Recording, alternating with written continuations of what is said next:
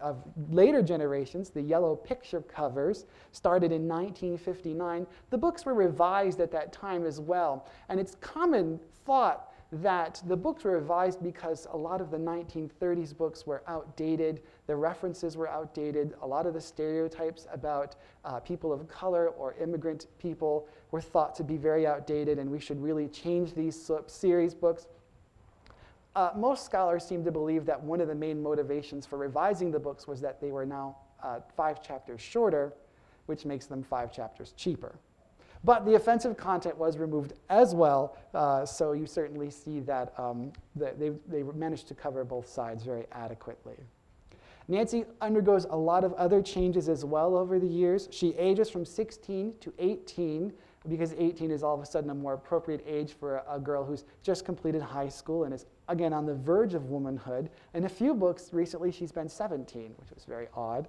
Her mother's death was moved to age 3, so it would be much less of a traumatic experience for her. And Hannah Gruen becomes a second mother to Nancy and not the housekeeper who is doing her bidding. Nancy becomes a redhead. That famous Titian color that we associate with Nancy didn't occur until the 35th book, because what happened was that when they did the proof of the cover, Nancy's hair was all of a sudden much darker than before. It was a flashing red color as opposed to the blonde hair she was supposed to have. They could redo the cover, or they could just alter the text, and all of a sudden Nancy becomes a redhead, famously so to this day. New chums are invented for Nancy, Bess and George, those famous cousins, introduced in book number 5, and they're very opposite of each other, making Nancy look very normal by comparison. She gets a boyfriend, Ned Nickerson, who for 70 plus years has been holding her purse and punching out bad guys and very little else. She gets a dog, Togo, in the 14th book, and she even gets a cat for one book in The Mystery of the Brass-Bound Trunk. So she undergoes a lot of changes. Here are some of the more modern versions. Just very quickly, I want to run through them for you. In 1979, the original series was continued in paperback format. Again, it's an economic decision, and goes to volume 175. In the mid-'80s, they decided to sort of write a Nancy Drew series that was aimed at slightly older teens. These are the Nancy Drew files. This is an edgier Nancy Drew. There's murder in this book. There's also a little more romance. Nancy and Ned even break up for a book or two, but then they get back together. And this ran for 124 volumes. I'm just going to show you some of the other series really quickly.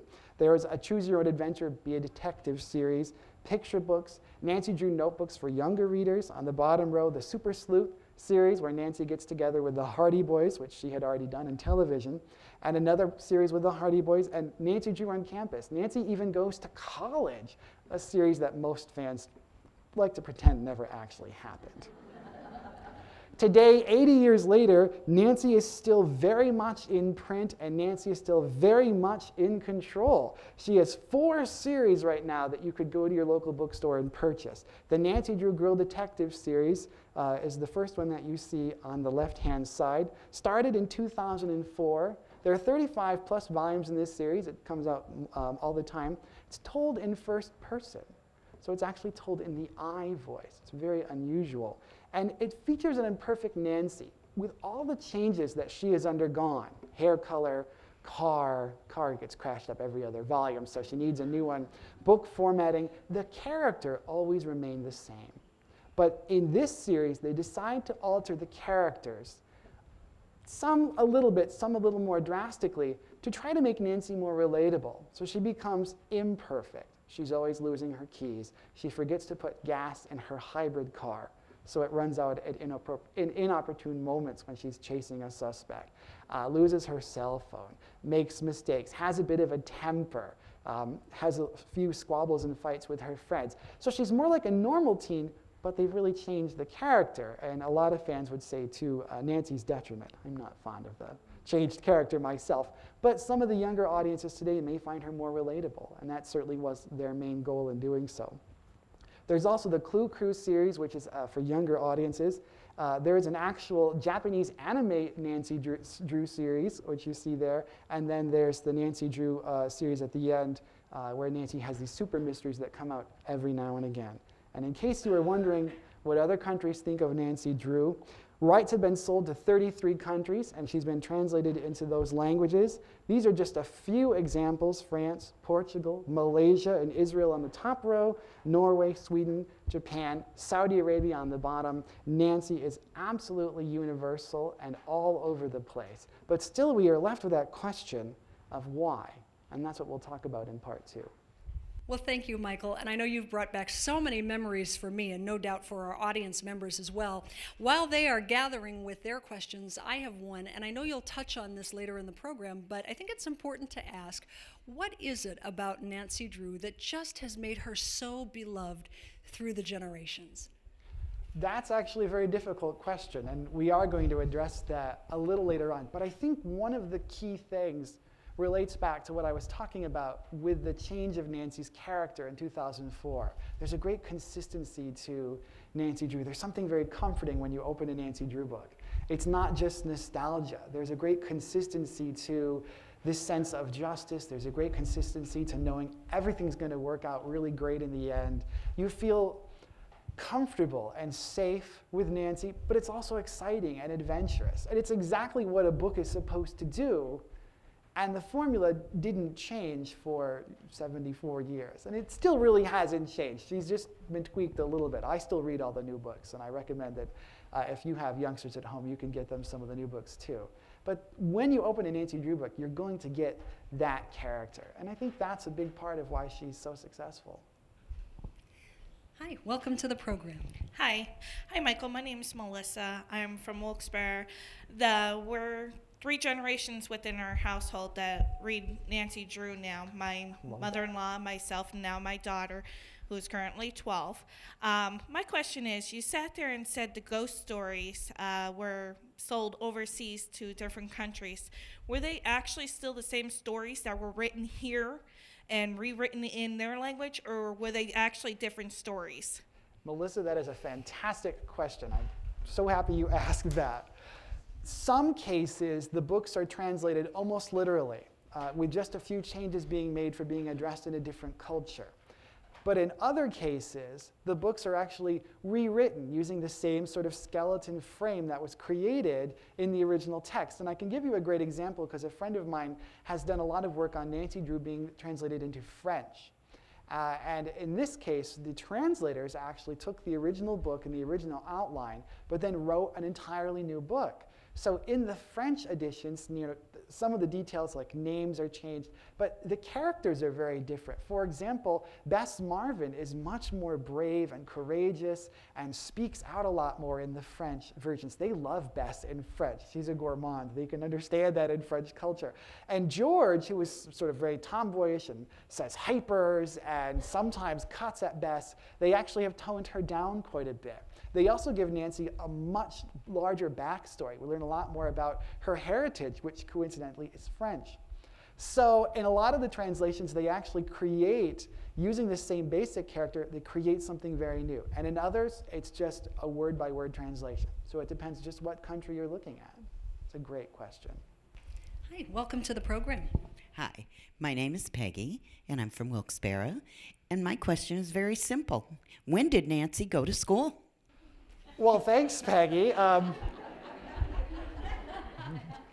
a college professor, I've been asking the same question myself for many years. Nancy is said in the first book to have graduated school, so school is completed for her when we first meet her. And of course, she never, one of the great comments somebody once said is Nancy's eternally on that summer vacation between high school and college. So that is the moment of her life she is captured and on the verge of being an adult, but not there. So she has completed school before we meet her, and she never sort of takes the next step. Although, as I did point out, there was this series where she went to college, and that was very interesting, where she majored in journalism, but it's a very, very radical departure for the girl sleuth. Hi, welcome to the program. Well, thank you. I'm glad to be here. My name is Sally Healy, and I really have a comment to make. Okay. And the comment is this: thank you so much for being here and sharing Nancy with us. I think so many of us grew up with her. I'm also a teacher here at a local community college, Luzerne County Community College, And very often, the students bring up Nancy from time to time in essays, and we go back to the past and who read what and when. So she's alive and well here in Wilkes-Barre and Luzerne County Community College. And she has strung together a lot of generations. Oh, a lot of generations, because I teach mostly at night, and so there's all different ages. And as soon as Nancy comes up, we go off. And it's a lot of fun to do that. So thank you. Michael, that leads to an interesting question. I'm wondering what your observations are teaching in college, what your students have to say about Nancy Drew and how familiar they are with her. Well, it's a very interesting question, Tracy. I've taught Nancy Drew in women's studies classes at Wilson, and Wilson is a women's college. So one might naturally assume that they would be very familiar and have read the series. The last time I taught her, I was horrified to discover that not one student in the class had actually ever read a Nancy Drew book. I should have given them all Fs on the spot. But I restrained myself, and we read The Secret of the Old Clock, and it was reprinted at the time. So we actually read the original 1930s version, and it was it was a fascinating journey to go with this group of young women who were very serious women's studies scholars through Nancy Drew. There was so much in there that they discovered that really connected them to a lot that they thought came much later, that these independent women, these strong women characters, they thought they weren't around in the 30s. The 30s, that was the dark ages to them.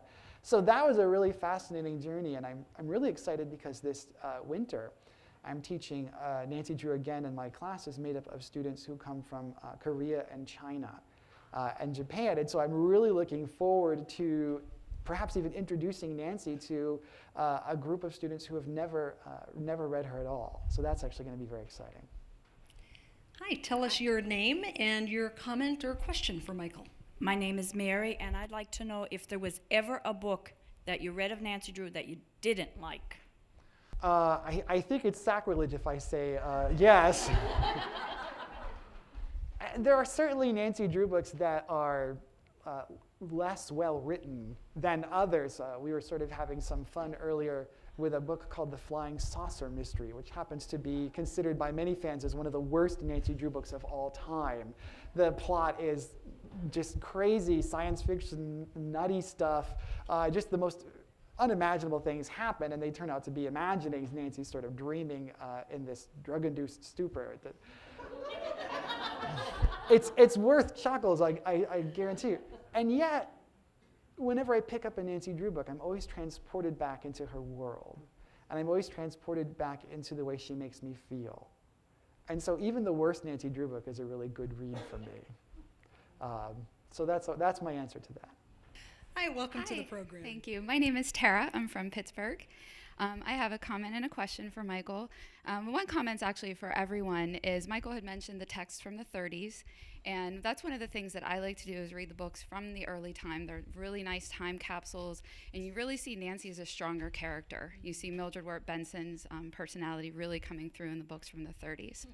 My question is, Michael, you had mentioned Carolyn Keene, some other alternatives for that pen name. Do you know the reasons why they selected Carolyn Keene finally? Well, that's a great question, and there's some speculation about that. The syndicate used to have a lot of fun with its pen names, and one can understand why. If there's a famous example with the Rover Boys series that Edward Stratemeyer did. The pen name was Arthur M. Winfield, and the story went that Arthur stood for author. Winfield was because they wanted to win in their field, and the M actually stood for 1,000. Most people think it's 1,000,000, but it's the Roman numeral M for 1,000, which is the number of copies they hoped they'd sell, and they exceeded that a lot. So the syndicate liked to have a little fun with some of its pen names. Some of them are very normal sounding, but some of them are more fun. So Carolyn Keene has often been said to sort of stand for to carry on with your keen ideas. Now, I don't know if there's any documentation that actually supports that, but it makes a lot of sense. But not all of the syndicate pen names have a meaning behind them. Franklin W. Dixon is the Hardy Boys pen name. I have no idea what Dixon is supposed to mean. It may just be a name that they thought sounded really good. The syndicate was well known for just going to the New York City telephone book and putting out names that sounded interesting. The Dana Girls series was the Girl Sleuth series that came after Nancy Drew. The syndicate did. They're trying to copy Nancy's success with a duo, a pair of sisters. And they were originally called the Manly Girls, which is a really terrible name.